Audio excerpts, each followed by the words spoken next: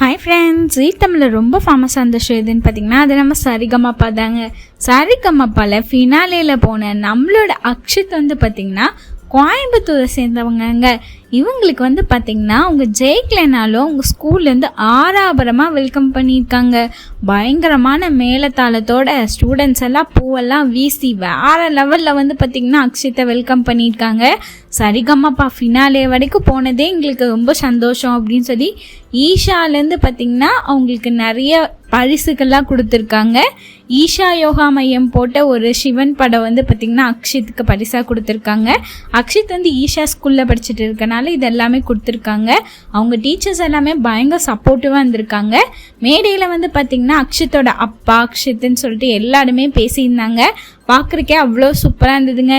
வின்னாகி வரல அப்படின்னாலுமே அக்ஷித்துக்கு ஏகப்பட்ட பேர் பார்த்திங்கன்னா இவ்வளோ சப்போர்ட் பண்ணியிருக்காங்க.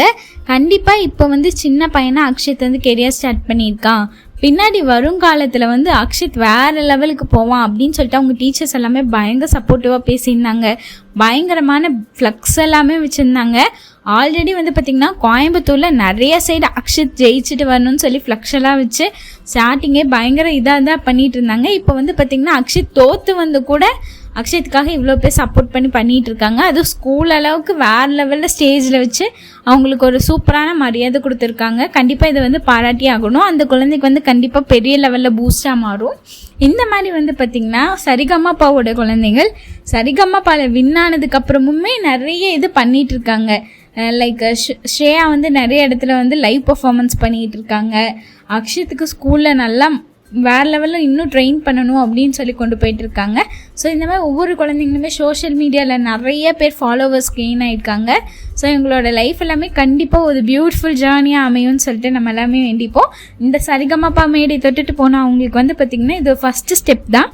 கண்டிப்பாக இவங்க இதில் தோற்றவங்களுக்கெல்லாம் அடுத்த ஸ்டெப் அப்படிங்கிறது ரொம்ப பெருசாலாம் இல்லைங்க. சின்ன வயசு தான் இவங்களுக்கு. கண்டிப்பாக வேறு லெவலில் போய் சக்ஸஸ் ஆவாங்க.